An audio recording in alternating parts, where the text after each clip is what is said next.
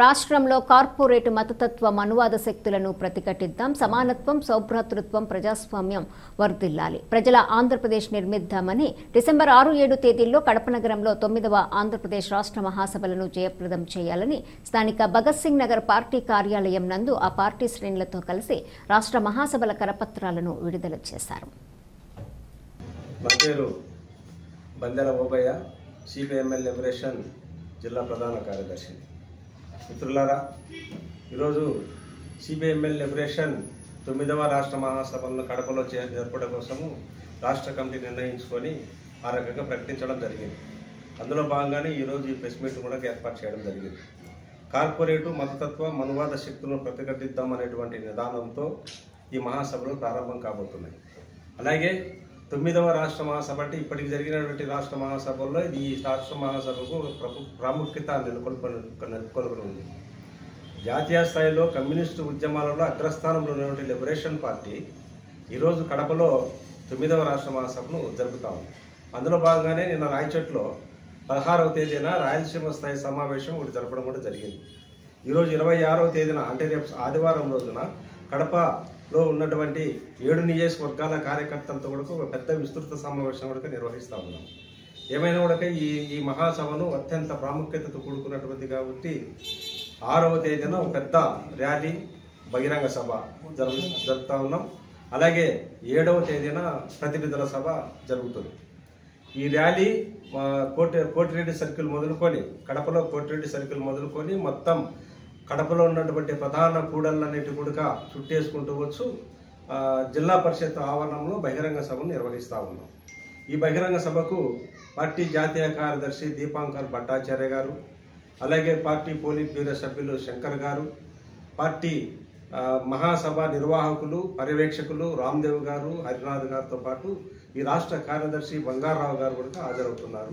వీటితో పాటు రాష్ట్రంలో ఉన్నటువంటి ప్రముఖమైన వ్యక్తులు అటు జాతీయ స్థాయిలో ఉన్న వ్యక్తులు కూడా ఈ మహాసభకు హాజరవుతూ ఉన్నారు. అందులో భాగంగానే ఈ రాష్ట్ర మహాసభ నిర్వహిస్తూనే బీహార్లో జరుగుతున్నటువంటి ఎన్నికల ప్రక్రియను కూడా దృష్టిలో పెట్టుకొని మహాసభను నిర్వహిస్తూ ఉన్నాం.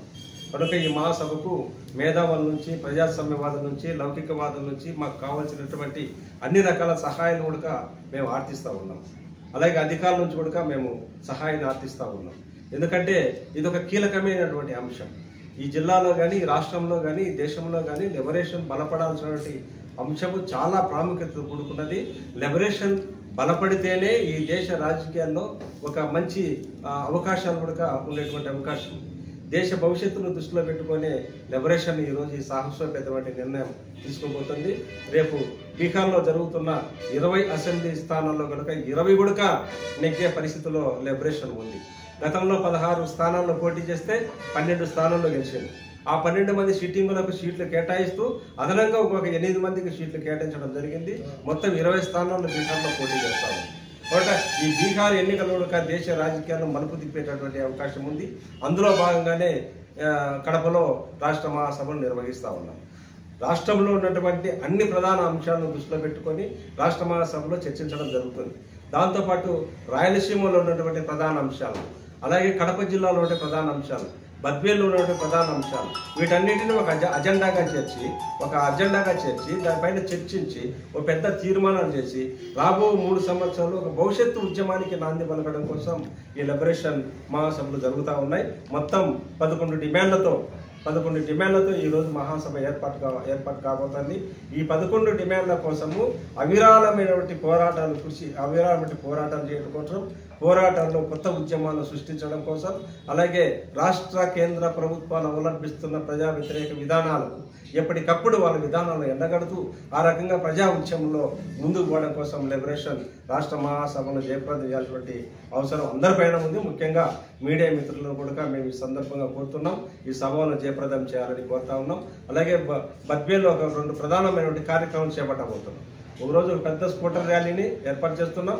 అలాగే 4 గుంట్ల వీరారెడ్డి సర్కిల్లో ఒక బహిరంగ సభను కూడా సన్నాహ సభగా ఏర్పాటు చేయబోతున్నాం. ఆ రకంగా విస్తృతమైన ప్రచారం జరిపి లిబరేషన్ రాష్ట్ర రాజకీయాల్లో ముందుకు తీసుకుపోయే క్రమంలోనే ఈ కడప జిల్లా కమిటీ కృషి చేస్తా ఉందని చెప్పి ఈ సందర్భంగా మీకు అందరికీ తెలియజేసుకుంటాం. డిసెంబర్ 6, 7 తేదీలలో కడప నగరంలో జరుగుతున్నటువంటి రాష్ట్ర మహాసభను జయప్రదం చేయాలని చెప్పేసి ఈ మహాసభలను విజయవంతం కోసం జిల్లాలో ఉన్నటువంటి ప్రజానీకులందరూ ర్యాలీ బహిరంగ సభలో పాల్గొని జయప్రదం చేయాలని చెప్పేసి ప్రజానీకానికి పిలుపునివ్వడం జరుగుతుంది. వెనుకబడినటువంటి రాయలసీమ జిల్లాలైనటువంటి కడప జిల్లాలో రాష్ట్ర మహాసభలు మొట్టమొదటిసారిగా జరుగుతున్నాయి. ఈ మహాసభలు రాయలసీమ అభివృద్ధికి వేదికగా కాబోతున్నాయి. రాయలసీమ జిల్లాలలో ఇటు కడప నుండి అటు అనంతపురం, చిత్తూరు ఇక్కడ ఉన్నటువంటి ఉమ్మడి 4 జిల్లాల్లో వలసలు ఎక్కువైపోతున్నాయి.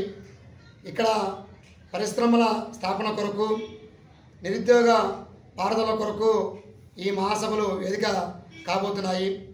ఈరోజు రాయలసీమ నుండి ముఖ్యమంత్రులు ప్రధానమంత్రులు అవుతున్నప్పటికీ రాయలసీమ డెవలప్మెంట్లో ఏమాత్రం పాలకులు నిర్లక్ష్య ధోరణితో రాయలసీమ రోజు రోజుకు వెనుకబడుతుంది.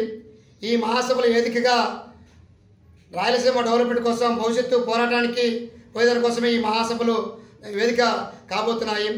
ఈరోజు మనం చూసుకుంటే నిన్న 16వ తేదీ జరిగినటువంటి నరేంద్ర మోడీ సభ ఏదైతే ఉందో అది నరేంద్ర మోడీ భజన సభగా స్పష్టంగా అర్థమవుతుంది. ఒక పక్క ముఖ్యమంత్రి చంద్రబాబు నాయుడు, ఒక పక్క ఉప ముఖ్యమంత్రి పవన్ కళ్యాణ్ గారు, వీళ్ళు ఇరువురు నరేంద్ర మోడీని పొగుడుతూనే ఈ సభ సరిపోయింది తప్పక ఇది రాయలసీమకు లేదా కడప జిల్లాకు ఈ సభ ఏ రకమైనటువంటి ఉపయోగపడలేదని చెప్పేసి ఈరోజు స్పష్టంగా అవుతుంది. ఈరోజు ఒక పక్క రాష్ట్రంలో ఖజానాలో డబ్బు లేదని చెప్పేసి ఈరోజు ఒక పక్క పాలకులు అదేదా కూటమి ప్రభుత్వం చెప్తున్నప్పటికీ ఈరోజు నరేంద్ర మోడీ సభకు 400 కోట్లు ఖర్చు పెట్టడం ఇది చాలా దుర్మార్గము. దీనిని సిపిఐఎంఎల్ రిబలేషన్ తీవ్రంగా ఖండిస్తుంది. అదే 400 కోట్లలో ఈరోజు జిల్లాకు 50 కోట్ల చొప్పున ఖర్చు పెట్టే కానీ ఈరోజు అంతో ఇంతో అభివృద్ధి జరిగేది. దాంతోపాటు ఈరోజు రాయలసీమకు ప్రత్యేక ప్యాకేజ్ అని చెప్పారు.